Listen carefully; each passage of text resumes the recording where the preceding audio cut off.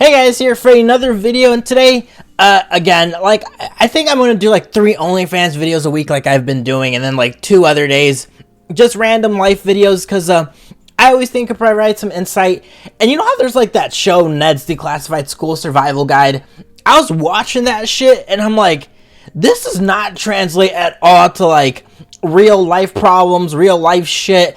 Like, I think one thing some people that always go through, even in college or even at work, it's kind of finding your clique, right? And this video is going to be more about cliques, and they do exist, and sometimes it's not okay to be accepted by everyone. Sometimes it's okay to be alone, because that doesn't mean you're lonely. It just means that you haven't found the right people to hang out with. So that being said, I'm going to tell you guys a story that happened to me in high school.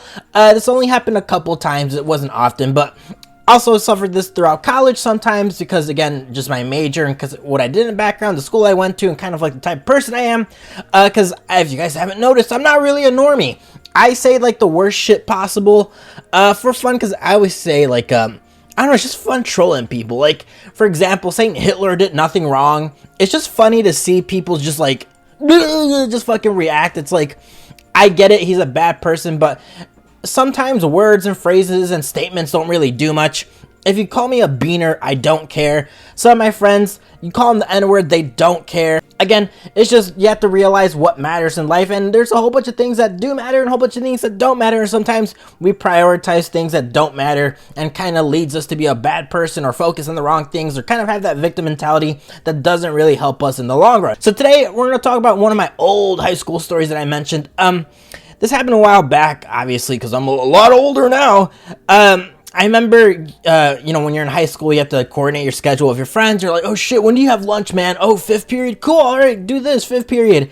And I just had such a weird schedule, my friends did, because I was like the dumb one, and then they had like honors classes and shit.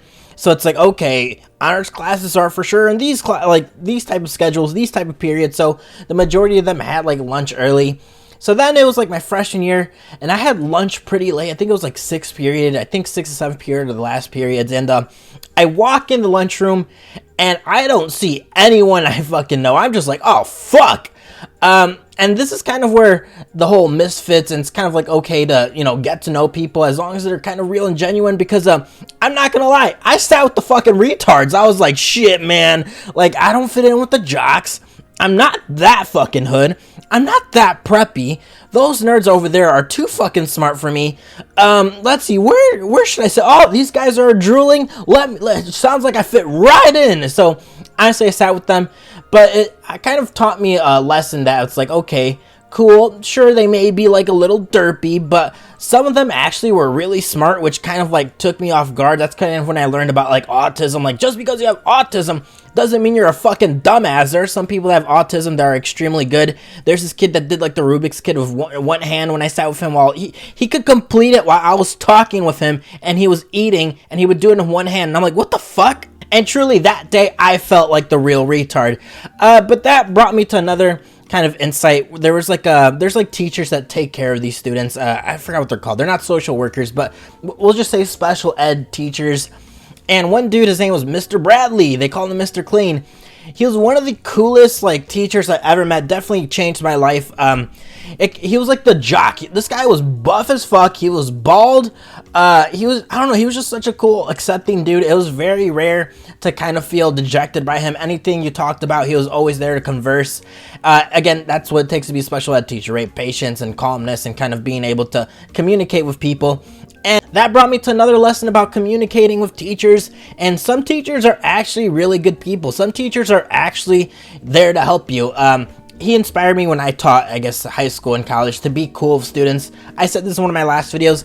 I was the cool teacher because there's specific teachers throughout my life in high school that I, you know, befriended, and I was like, damn, these people are the people that are making the world a better place and leaving a legacy. And me always remembering, there's a group of teachers that I'll always remember. from my high school that I have utmost respect for them, and they kind of changed how I operate. So to keep going with the story, I did make some autistic friends, cool, and I started seeing kind of like the cliques, right? You don't really notice like the preps and jocks. That's not like the first thing that came to mind when I was looking at the tables, right? I kind of saw sporty dudes, rich girls, girls that dress nice. I don't dress nice. I got fucking hood shoes. And at that point, I realized it's okay, again, to not be in the whole mainstream thing. I befriended some weird people, and I get to know their friends and friends of friends, and kind of decide to morph a little bit of my personality and kind of my characteristics and what I like about them. I think the end of the day, what that showed me is to not judge people. If there's a kid that's sitting alone, sure, he might be off. I don't know. It really depends why he's sitting alone. Let me peel a layer back. If they're sitting alone, you can befriend them. Obviously, they may be a little wonky or weird. If they are, cool, be nice to them. You don't want to be a dick to them, because bullying is a thing in high school, which, you know, I've seen it happen many times. It happened to me in high school for like 2 years until I accidentally snapped. I didn't even mean to snap on the guy. Like I still feel bad to this day. Like the guy grabbed me by my collar during the hallway during passing period, and as soon as he grabbed me, I just couldn't handle it anymore. I think it happens with everyone. Like even when you have a bullshit job or your manager's constantly pressuring you, you just fucking hulk out. And I definitely just you know, I punched him in the face, and it is what it is. But that's another life story. I was mentioning cliques. You have to find your clique and who you kind of mesh with, right? It's the same thing with relationships. When you talk about chemistry, you talk about friends, you talk about people you're cool with. Even this channel, right? I would say the most people that watch this channel have somewhat similar personalities to me. Obviously, they may be a little different, but they don't like care about me like saying some racist shit, because obviously I'm trolling. Obviously half the shit I say is sarcasm. There are some people that get, you know, they get offended, have a stick up their ass. Here's a little tip for those guys that get offended or whatever. It doesn't really fucking matter. My words don't matter. I'm no one. I don't pay your bills. I don't bother you. I'm not fucking you in the ass. You're not sucking my dick. Like, you know what I'm saying? At the end of the day, the only things that really matter are your friends and family and the people you have close with, because those are the people that really impact your life at the end of the day. So eventually, after exploring a couple cliques, I don't know, my clique was more of the Asian Indian friends that were kind of chill. Like, you could call them like the fucking N-word. They don't care. Kind of like the trolls. And honestly, I don't ever regret, like, there are some people like, man, what if I was the cool kid in high school? I think it's better to kind of just be yourself, be real, don't put the mask on.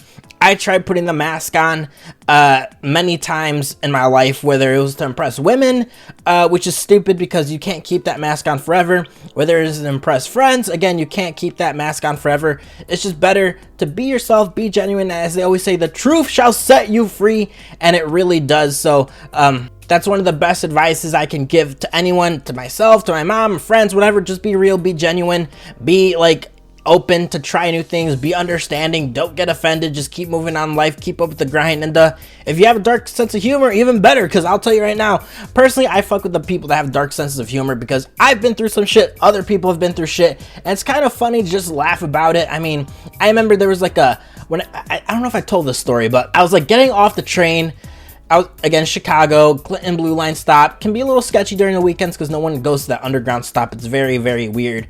And I always say finding funny through like weird situations. I don't know. It's just, for me, it's just kind of a good way to release your steam. And what was it? Yeah, the guy went up to me. He was trying to rob me. I didn't have anything. I literally didn't have any money. He's like, man, nigga, give me, what do you say? Man, nigga, give me all your belongings. He said all your belongings in a very hood way, and I was like, what the fuck? Well, one, he said belongings, so that's fucking weird. Two, I don't have a wallet. I don't have shit. Like, I don't know what the fuck this guy wants from me.